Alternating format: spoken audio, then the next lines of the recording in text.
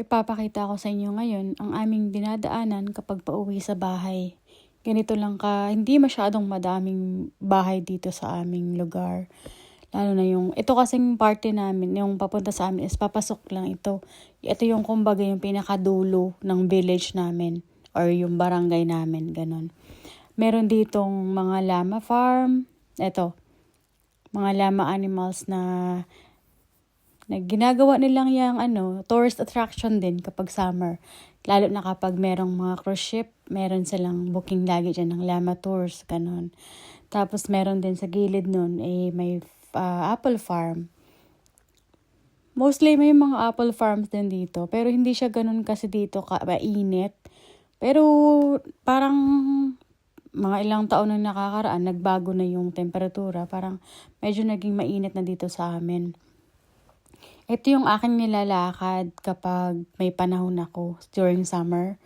Ito din yung nakuha ko ng video noon na naglalakad ako na marami ang nagtaka na ako nga lang daw yung mag-isang naglalakad. At etong bahay na to, yung mga bahay dito sa taas na yan yung aming pinakaunang kapitbahay kapag nanggaling ka doon sa amin. So, ito yung ang alam ko nasa 1 kilometer ang layo nito galing sa amin. Yan sabi nito doon. Meron din silang farm, meron silang mga tupa or lambs. Yan, malawak din yung kanilang farm area. Nilagyan na yan ng last year lang nilagyan ng speed limit kasi nga medyo kayong iba kasi, lalo na yung mga turista. Parang hindi na nag-iisip kapag nagdadrive dyan. May mga bata tsaka parating mga naglalakad kaya nilagyan ng speed limit kahit na nasa looban na. Yan, dito ako naglalakad. Dito yung pinakamadulas kapag winter. Talagang kailangan talaga nilang scrape para naman medyo hindi nadudulas yung gulong ng sasakyan. So nakikita nyo halos nawawala na yung mga snow. Actually ngayon, wala na talaga. As in tunaw na. Kahit yung mga walls na nasa gilid, yung mga ice walls dyan, sa mga gilid-gilid, wala na yan ngayon. Kasi nakuha ko tong video na to noong nakaraang weekend lang. So ngayon, ulan na kasi kaya medyo maganda na talaga siya.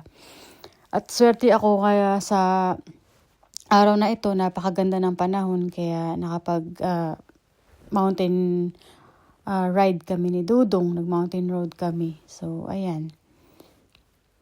Nakikita nyo naman, yan na yung sinasabi ko na sulong bahay lang namin yun nandito. Pero, maganda naman, may peace of mind, may napaka-peaceful, ganun.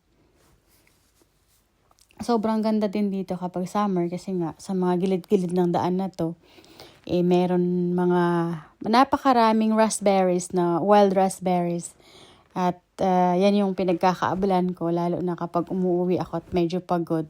Lalakad-lakad lang ako dyan mangunguha. Pero minsan sabi ni Dudong nga, hugasan ko lang. Pero para sa akin, okay naman. Ito yung sa dulo. Ito na din yung mga bahay-bahay dyan. Kaunti lang din yung bahay dito. Kaya, napakakaunti lang talaga ng bahay dito sa amin. May bahay nga, minsan hindi naman, wala namang tao. Nasa ibang lugar yung mga may-ari.